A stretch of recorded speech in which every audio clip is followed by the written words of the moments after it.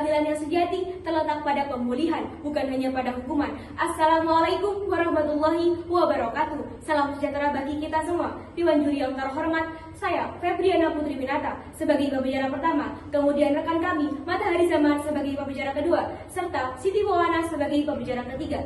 Kami tim Mahfud MD yang dalam perdebatan kali ini menduduki standing posisi pro dalam mosi keadilan restoratif yang harus diadopsi secara luas dalam sistem peradilan pidana di Indonesia. Oleh sebab itu, Dewan Juri yang terhormat, adanya keadilan restoratif dalam bukunya Prof. Edi yang mengatakan adanya teori tujuan pidana yaitu absolut, relatif, dan gabungan, sehingga penerapan RJ harus diadopsi secara luas. Oleh sebab itu, Dewan Juri yang terhormat, kita memakai sistem hukum pidana modern, bukan sistem hukum pidana klasik. Rasanya, sistem hukum pidana modern menekankan adanya rekonsiliasi dan pemulihan perkara, bukan hanya punishment atau sanksi, sesuai dengan apa yang menjadi tindak pidana. Hal ini juga sejalan dengan sila keempat, yaitu kerakyatan yang dipimpin oleh hikmat kebijaksanaan dalam permusyawaratan perwakilan.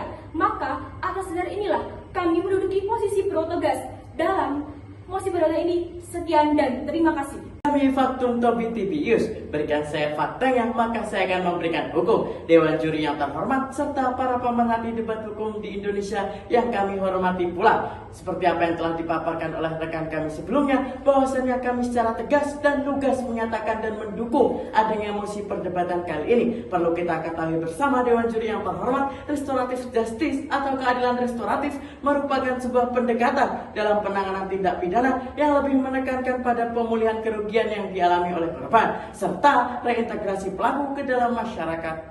Pendekatan ini atau pendekatan restoratif justice ini menawarkan alternatif penyelesaian perkara yang lebih humanis dan efektif dibandingkan dengan sistem peradilan pidana konvensional yang lebih fokus pada penjatuhan hukuman saja. Perlu kita ketahui bersama, Dewan Juri yang terhormat, bahwasanya restoratif justice memiliki landasan yuridis yang sangat kuat, yaitu yang pertama termaktub dalam Kitab Undang-Undang Hukum Pidana dalam pasal 310 dan 205 KUH Pidana memberikan ruang bagi penyelesaian perkara di luar pengadilan, terutama untuk tindak pidana ringan. Hal ini sangatlah terbukti jelas bahwasanya restoratif justice harus dilaksanakan sebagai lembaga alternatif atau putusan alternatif dalam tindak sistem pidana di Indonesia. Yang kedua, Peraturan Mahkamah Agung Nomor 2 Tahun 2012. Peraturan ini memberikan definisi yang lebih jelas tentang tindak pidana ringan sehingga memperluas ruang lingkup dari penerapan restoratif justice itu sendiri, sehingga tidak adanya overcrowded yang ada dalam lembaga permasyarakat yang ada di Indonesia.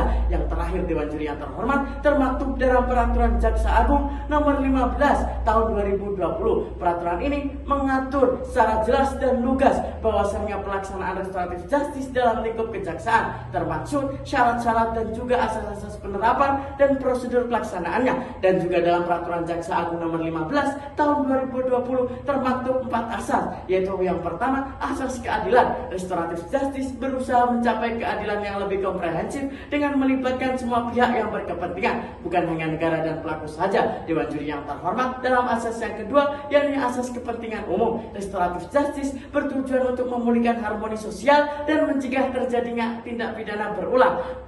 Yang ketiga, asas proporsionalitas. Sanksi yang diberikan dalam restoratif justice disesuaikan dengan tingkat kesalahan dan dampak yang ditimbulkan sehingga lebih adil dan manusiawi. Yang terakhir, pidana sebagai jalan terakhir atau ultimum remedium. Restoratif justice memberikan alternatif penyelesaian di luar proses peradilan pidana formal sehingga mengurangi beban sistem peradilan. Oleh karena itu, Dewan Juri yang terhormat, kami dari tim Mahfud MD tetap mendukung dan menyetujui adanya restoratif justice karena yang pertama, restoratif justice sudah jelas dan memiliki landasan hukum yang kuat, sehingga oleh karena itu, Dewan Juri yang terhormat, kami tetap mendukung dan menyetujui adanya mosi perdebatan kali ini.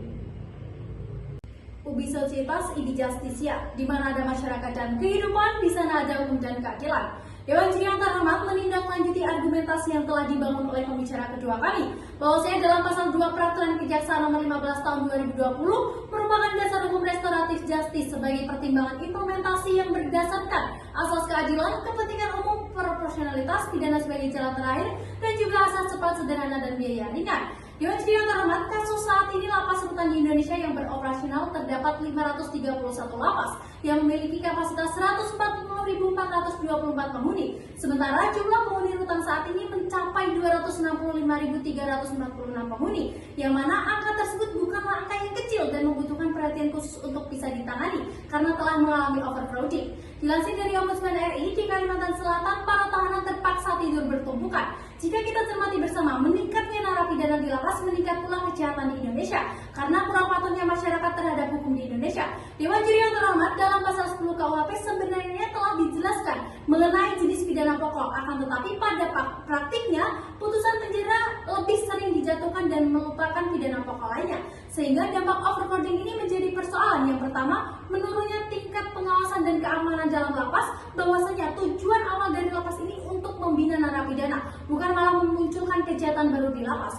Overcrowding ini juga berdampak sulitnya beraktivitas bagi narapidana. Oleh karena itu, dibutuhkannya penerapan keadilan restoratif justice harus diadopsi secara luas dalam sistem peradilan pidana di Indonesia, yakni demi meminimalisir permasalahan overcrowding untuk memangkas anggaran negara dan juga membangun sistem pemidanaan sebagai ultimum remedium. Jika kita komparasi ke negara Australia, Jepang, dan Belanda telah mengimplementasikan restoratif justice secara luas dengan tujuan melindungi hak-hak korban, bentuk pertanggungjawaban pelaku, dan juga hubungan restorasi antar kedua belah pihak. Sekian, terima kasih. Keadilan seharusnya memulihkan, bukan melukai. Dewan Juri yang terhormat, sampai akhir masa perdebatan kali ini dari beberapa argumentasi yang telah dipaparkan dari pembicara pertama, kedua, dan ketiga, kami akan memberikan solusi dalam mosi perdebatan kali ini, karena pada hakikatnya dalam perdebatan itu harus menunjukkan inti atau solusi pada permasalahan, sehingga terjadinya implementasi dan keefektifan hukum, bahwa adanya keadilan restoratif itu merupakan suatu kesempatan bagi pemerintah untuk mengkonsiliasi dan membuat aturan baru, sehingga hanya legalitas dan kepastian hukum secara gramatikal, sehingga keadilan restoratif dapat berkembang dengan cepat dan tepat, yang harus diadopsi secara luas. Oleh sebab itu, Dewan Juri yang terhormat, kami masih menyetujui mosi perdebatan kali ini. Sekian dan terima kasih.